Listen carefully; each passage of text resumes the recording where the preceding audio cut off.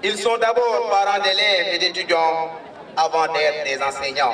Je m'appelle Moussa Mbaye, je suis le président du conseil d'administration de la COSIDEP, coalition des organisations en synergie pour la défense de l'éducation publique.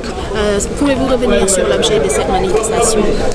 L'objet de cette manifestation, c'est de dire que il est temps que les citoyens, que la communauté soit debout et montre son attachement à une école de qualité, à une école qui est équitable et une école qui nous permet de former nos jeunes et de leur donner un avenir et de donner aussi un avenir au Sénégal et à l'Afrique.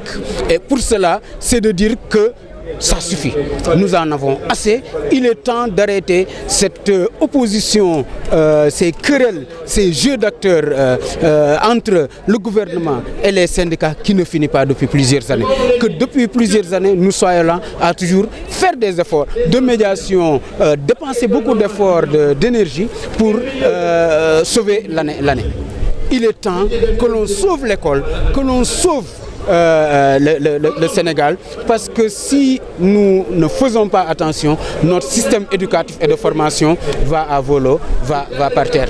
Et dans ce cadre-là, nous n'aurons aucune existence parce que nous sommes au XXIe siècle, qui est l'ère où c'est l'économie de la connaissance, c'est le savoir qui fait exister, qui produit l'innovation technique, technologique, sur la base duquel les industries, le commerce vont fonctionner et où on peut se positionner. Vous demandez même à ce qu'on applique les conclusions tirées des assises nationales. Tout le monde a dit que l'école sénégalaise elle est malade. La COSIDEP avait produit une contribution citoyenne, le livre blanc sur l'école sénégalaise, où nous avons affiné le diagnostic pour voir quels sont les symptômes de cette maladie, quels sont les traitements possibles. Et nous avons contribué aux assises nationales de l'éducation et de la formation qui, à partir du diagnostic, ont montré quelles sont les solutions aux maux de l'école sénégalaise. Et nous ne sommes pas, malheureusement, comme nous l'avions annoncé, comme nous l'avons créé, dans les conditions pour l'application de ces recommandations à cause de ce face-à-face qui n'en finit pas entre gouvernement et syndicats, à cause de l'instabilité récurrente du système. Donc nous demandons une suspension des grèves, le règlement définitif des questions liées aux revendications pour qu'on puisse aller à l'essentiel. L'essentiel, c'est de refonder l'école sénégalaise à partir des solutions que nous avons trouvées.